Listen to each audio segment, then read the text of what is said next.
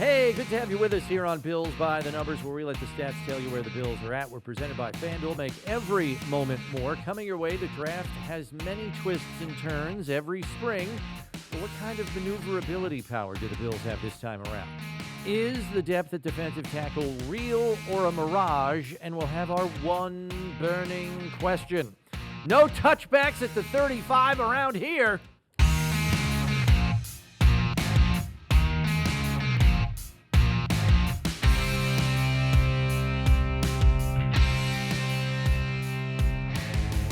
All right, glad you made it to Bills by the Numbers. Bills Wall of Famer Steve Tasker, Bills play-by-play man Chris Brown with you. And around this time every year, we speculate which direction the Bills could be going on the draft board. Knowing GM Brandon Beane is not one to sit on his hands when it comes to moving up or down. Last year, the Bills initially had 11 total picks, made 10 total choices when it was all said and done. Right out of the chute, I want to ask you, Steve, after making 10 picks last year, do you believe the Bills exit this draft with another 10 players, or do they utilize some of that draft capital to move around? That's a good question. That's the one I have a hard time answering. 10 picks is a big class, no question. And they just had 10 last year. Yeah. No, I don't think they make 10 picks. I don't think that they make 10 picks. No. They've only, and we'll get into this later in the podcast, but they've only picked where they're supposed to pick in the first round once, and that was the Ed Oliver pick. Everybody else, every other year, they moved around. Mm-hmm. No, I don't think they make 10 picks. I think they're going to move up or down, whatever, and I think they'll probably move more than once. I think they'll probably do what they can to get up into the fourth round. So no, the third round, you mean? Third round. Yeah, third round. They don't have any third-round picks. So I think they'll do their best to get a pick up there. We'll see. But, I don't think they make 10 picks this year. So you're saying less. Less, I think. I would say less as well. I would venture to say I'm envisioning a 7 to 8 player draft class. I think that's probably where they're going to come down when it's finished. I don't think a 10-player draft class is necessary for a team that just drafted 10 last year. And let's not forget, Travis Clayton didn't even set foot on a field anywhere because he had a season-ending injury before any of it started. That's an extra offensive lineman in the mix. Tylan Grable missed a good portion of the season with a core muscle injury. So these are like getting 2 extra offensive linemen that you barely had last year on top of the draft class that you're already getting this year. So I would tend to think the number is going to be closer to 7, which leads us into our next question. In round 1, you have maintained on our daily show for several weeks now that you are convinced the Bills will not pick at 30. Right. You just pointed out that the Bills have only stuck and stayed at the pick that they had one time, and it's when they were in the top 10. Right. Do you have a strong belief that they will move up the board, or do you see a trade back more likely? And we're talking about round 1 here. I think it's more likely they move up this year instead of back. They'll do both. They've done both. I mean, we've seen it. Yes, they have. I think they move up. I don't know. Maybe they do. I think it's a tough one. Yeah. If they move back, it means they're going to – if they do move back, which they might, I think they're going to get a pick, 2 picks between 30, where they're picking now, they're slotted to pick, and 56. I think they're going to move back and get a 40 and a 47, or a 35 and a 40 with some of their back-end picks. I think they move back and try and get 4 picks inside of the 62 mark. So you think it's a package. They're not just giving up pick 30 and sliding back and adding like a 4th. You think it's 30, maybe a couple of 4s. Maybe a 70 and give a us 7, 2 2s? Yes. Package that's going to get them 2 2s, not just 1. And so they'll have a pick like it. So then they'd have 4 second-round picks. That's right. Wow. That's right. I think they'll probably try and pack in some extra picks at the top of this draft. Color me excited with that move. Yeah, I think. You want to get that one up to Brandon upstairs? It does mean they'll move out of the first round. Wow. Again. 4 2s, though. That is But I think they could move back and I got and goosebumps package over some here. and get Woo! get a bunch of guys in the top 100 picks of this draft. 4 guys in the top 100 picks of this draft. Not a simple slide back at all. Wow, that would be a blockbuster. And I think they're up for that.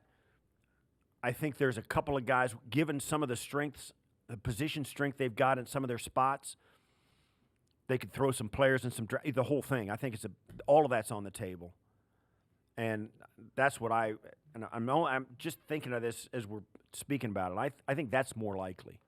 Try and get an extra pick up above the 50. They got 50. They got pick 30, pick 56, and pick 62. I think they're going to get 2 picks inside of the 56 and 62 rather than just the one at 30. That's what I would do. Yeah. Earlier in round 2. They'll get like a 38 and a 45, something like that. If they do that, in this draft, 4 picks in round 2, draft, that'd be like rapid fire machine gun drafting. That would be amazing. Here, think about it though. I mean, most teams don't have 2 2s. The Bills do. I know, but now you're going to double that with your trade back Right. scenario. But you got to find a team with the. It's going to take more than one team to trade with. Yeah, that's you know what I'm saying? That's pretty tricky. I think. Look, if they trade back, I'd be happy with 3 2s, which a simple trade back would accomplish that. And that's why I think 3 2s and a 4, or a 3, 3 2s and a 3. Yeah, that's why I believe it's a complete coin flip based on what happens. I think the Bills could go up just as easily as they could go back at 30 for a couple of reasons. One, the argument to go up is you have a pretty finished product in terms of a roster right now. You are teetering on the edge of reaching the Super Bowl. So if you feel there is a difference maker 5 spots in front of where you're drafting and you're worried about that player getting ticked off the board before you pick at 30, you're moving up. Right. Which we've seen Brandon do in the past, Brandon Beane. But to your point, and to the general consensus that the meat and potatoes of this draft lies between picks 20 and 80, there is value to be had in sliding back. But the thing that gets in the way of that for me is, again, you have a roster that almost is a finished product in the eyes of many. This is not just my opinion. Well, certainly this is a borderline championship roster. And if you add, and again, I will hearken back to what Sean McDermott said about building a roster. You need 2 to 3 difference makers on either side of the ball. Yeah. If that difference maker is coming off the board before you get to pick 25, Beane is on the move. And it's going to. This draft, as good as it is at defensive tackle, as good as it is at other position groups, if you want to get a difference maker, you're not getting it. You're not going to get it at pick 30. Yeah. And here's you can get a good player. Yes. And look, difference makers are one thing, starters are another. Right. And the general consensus on this draft class as a whole is it's a starters draft, not a superstar draft. Right. So that's a tough needle for the Bills to thread here because they need superstars, like 1 or 2. Well, everybody does. You could use starters. Every team could use starters. But if you get a superstar, that might be the difference. Yeah, well, getting over the hump. Well, if and there's no superstars to be had, there's none to be had. So you got to go with what you got. And if you're getting starters, then get as many as you can. And that's why I believe going up is just as likely as sliding back at pick 30 because we don't know. Maybe the Bills feel there are 6 superstars in this draft class. If one slides, go up and get him, right? Right. But if not, then you have to shift to the other philosophy is get as many dang starters as we can find, especially one at corner, which they sorely need. It's believed that a real possibility exists, speaking to your trade back scenario, one of the quarterback needy teams may pass on the quarterback in the top 10, like the Giants or the Browns or the Saints, and move into the bottom of round 1 to take the quarterback there. And they might be calling the Bills to see if they'd like to slide back from pick 30. Which team do we believe could be most interested in such a move? Cleveland at 33, Giants at 34, or Saints at 40? I don't know. I think it's probably the Saints. The Giants at 3, Cleveland, those teams are in a position to get one of those guys and get probably close to the one they want if they so desire. I think the more likely is New Orleans down. They were picking at number 9. Yeah. Oh, so are you saying you're expecting them to go quarterback at 9? No, or you're saying they're most likely to trade up into They'll the trade bottom up of round into the one? bottom of round one, and they have to do that from number 40. Yeah. So that's more likely to me. And we all know why. If you get into the first round, you get a 5th year. Cost control. You get a 5th year. So if it's a quarterback or if it's somebody who you want, even if the guy turns out to be an all-pro as a rookie, you get an extra year of leeway to hang on to him cheap. Yeah. And get value on your roster. That's, I think, because of the order they're in, they pick at number 9 and then they pick at number 40. If the guy's not there at number 9, which he might not, may want a different guy. That may be a team that trades up because the top 3 guys are gone, and they'll say, well, we're going to take a flyer on a Jackson Dart or somebody like that. We're going to jump up there and get him at 32 or 30 or 31. Yeah. Plus, they're an NFC team. My team for this is the Giants. I think the Giants at 34 are going to skip on QB at 3 because if Cam Ward is off the board, and the general consensus is he will be because he's either number 1 to Tennessee or 2 to Cleveland. Right. I don't think they like Shedeur Sanders enough to draft him 3rd overall. I don't think they like Jackson Dart enough to draft him 3rd overall. And so I think they punt on quarterback at 3. Right. Take the best player on the board, whether it's Abdul Carter, Travis Hunter, whoever they like there. And then I think at 34, they climb back into round 1 or try to and make some offers. And Joe Shane knows Brandon Beane pretty well. So I could see him trying to put together a package to make an offer to get back into the bottom of round 1 and then take, I think, what they hope is the 4th best quarterback. Or maybe they're fortunate and it's the 3rd best quarterback and make their move there. I could envision that for the Giants because they need a quarterback of the future. I just don't know if they're going to like what the value is at 3. Right. And feel, all right, well, let's get it a little bit later in the round where the value fits. And we know, too, that if you're picking the guy at 3, he has to play right now, whether he's ready or not, whether you think he can do it or not. Yeah, and that's the other part. And look, you've got Russell Wilson, you have Jameis Winston. It almost behooves you to take a quarterback a little bit later, see what you can do with that kid, and hopefully you have an answer if you don't get the in right, his 2nd year. If the guy you want is unavailable, don't force somebody else into that spot. Exactly, and that's why I think the Giants are a good candidate for doing that. Moving up is something Brandon Beane has done before in round 1. If there is a move up the board in round 1, what do you think is the maximum number of spots they move? This is where we all get tripped up every year. You forget how expensive it is to move up. It's going to take a big number just to get to 24 where Minnesota is. Minnesota, we've been talking about the daily.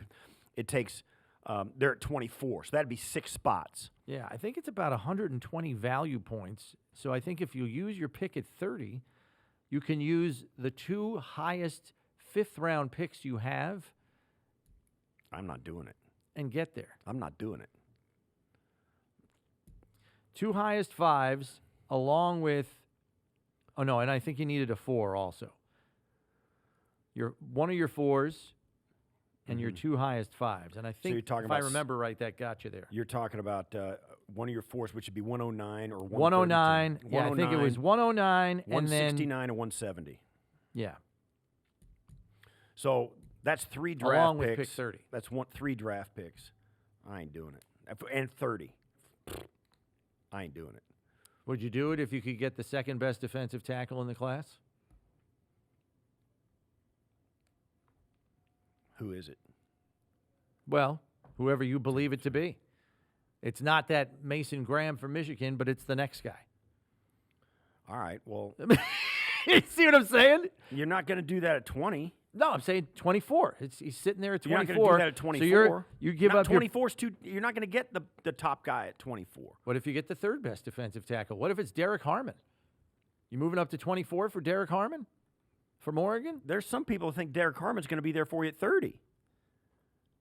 And if it's not Derek Harmon, it's going to be a guy that's a quality guy.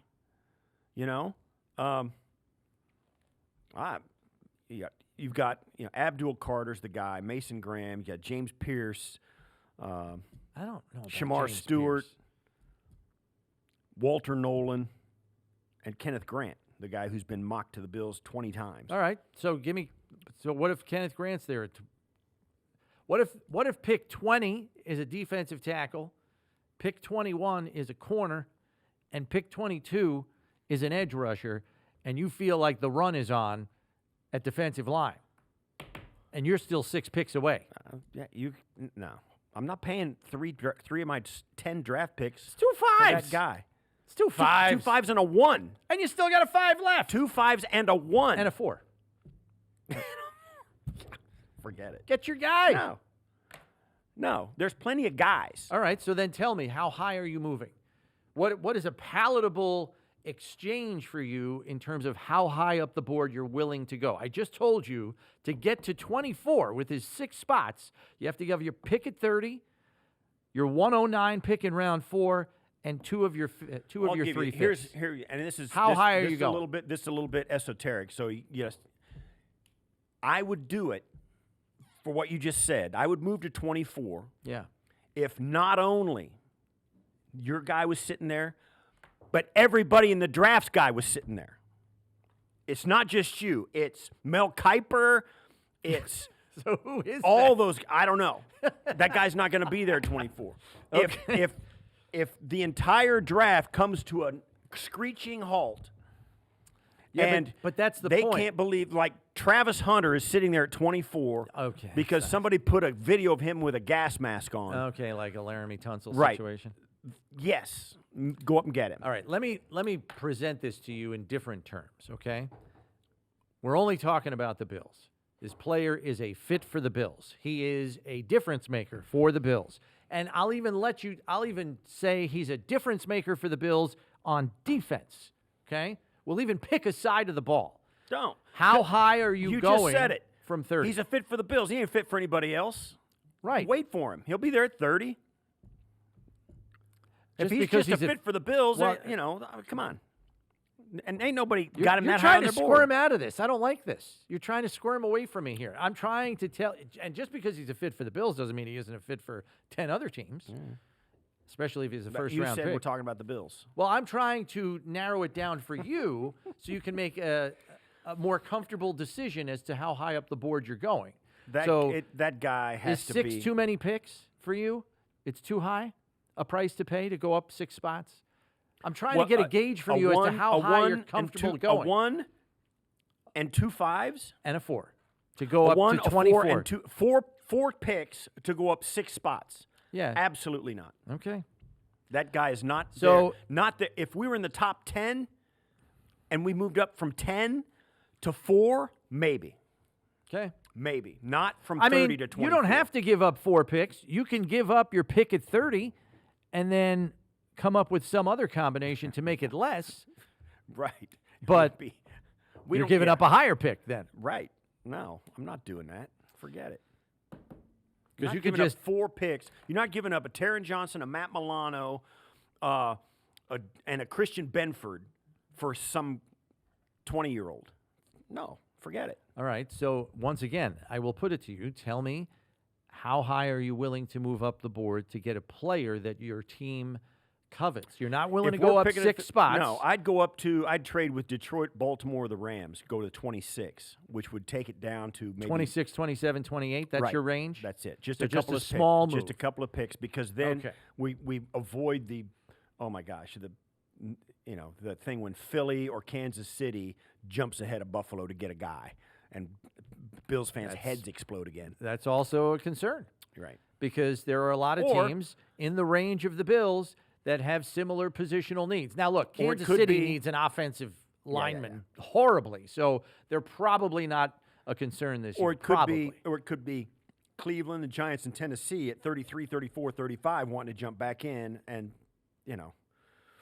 and they can jump in and trade with Washington, particularly a team like Tennessee or Cleveland in the AFC. They'll just jump up with Washington and take the pick.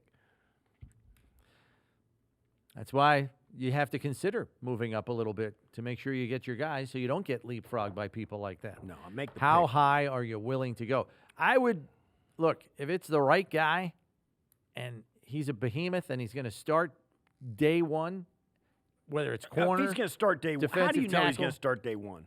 because you believe he's that dang good. You're not making a move like that unless you believe it. Well, yeah. And I'm not saying they all work, but, Yeah.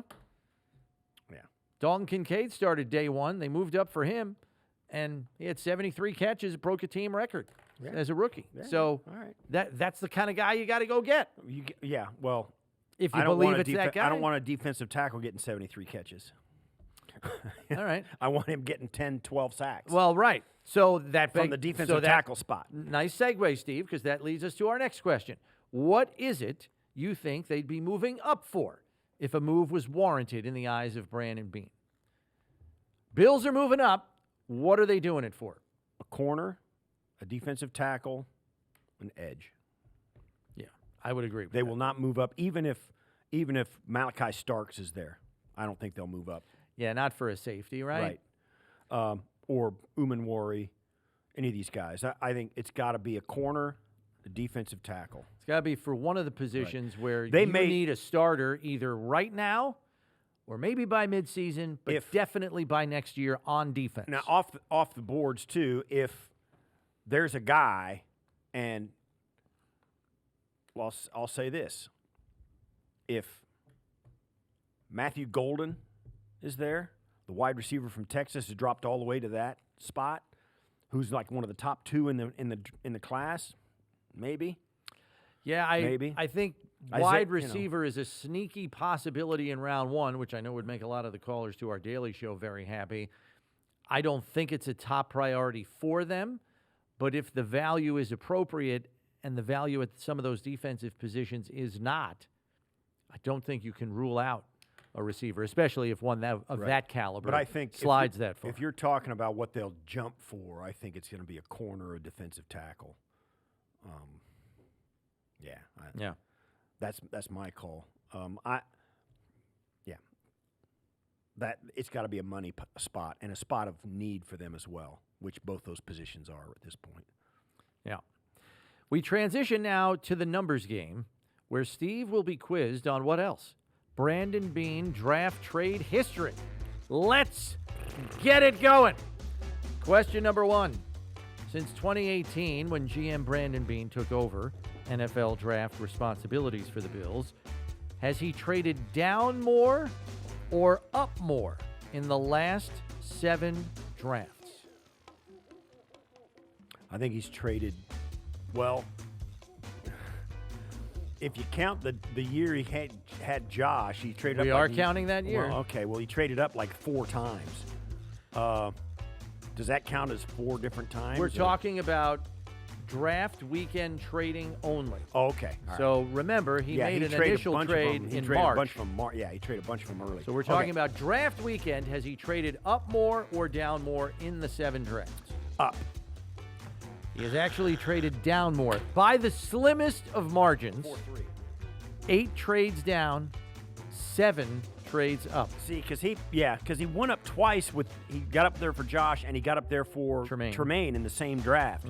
Then he he took Ed at number 9 where he stayed there, and then he traded.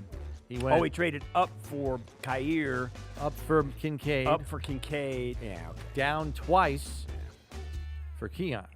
All right. Question number 2. What position has been traded up for the most in his tenure as Bills GM? What position has he traded up for the most? You know there are 7 trades up in total. What position was traded up for the most? Overall or just on draft weekend? Just on draft weekend in those 7 trades up. What position was most popular?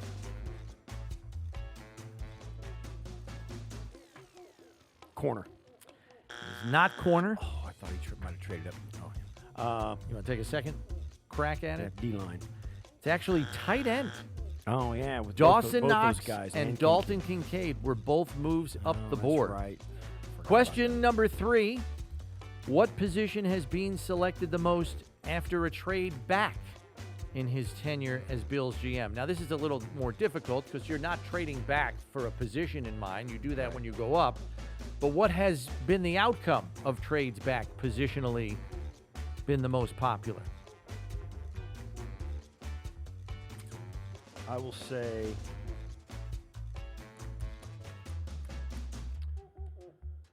I'm going to say wideout. It's actually offensive line, Steve. Wideout was a good choice. I think it came in third positionally. But O-line, here are the players selected from trades back on the offensive line in the last 7 years.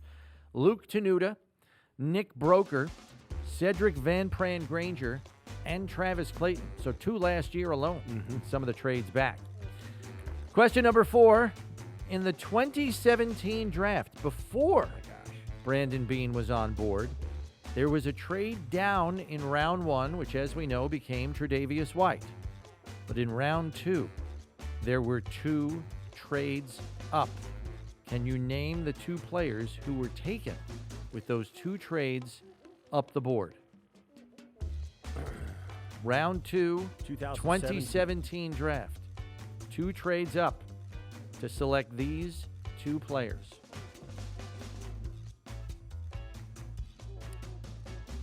No. One is still on the team. Reed Ferguson. It is. The Bills take a long snapper in the second round, and they trade up to do it. Let's see. One is on the roster, one is no longer on the roster, but is still playing in the league. Let's say, Zay Jones. Zay Jones, correct. And the other Come on, you got second this. rounder is Spencer Brown. It's Deion Dawkins. You were close. You had the position right. Deion Dawkins. Zay Jones was a... Buffalo moved up from pick 44 to 37 to select Jones, gave up a 3rd and got a 4th back to do that. Buffalo then moved up again 12 spots from round 3 to the bottom of round 2, giving up a pair of 5th-round picks with their... Oh, well, you look at that. They gave up 3 picks to do that, Steve. Who'd they get? Deion Dawkins, pick 63. Well, there you go. You got to plug See? and play left tackle. Courage of your convictions, Steve. They moved up to where? They moved up 12 picks from the middle of round 3 to the bottom of round 2 to get Deion Dawkins. It's dirt cheap. They gave up 3 picks to do that. So what? They're 3 mid-round pick, and you got a mid-round pick. I mean, come on.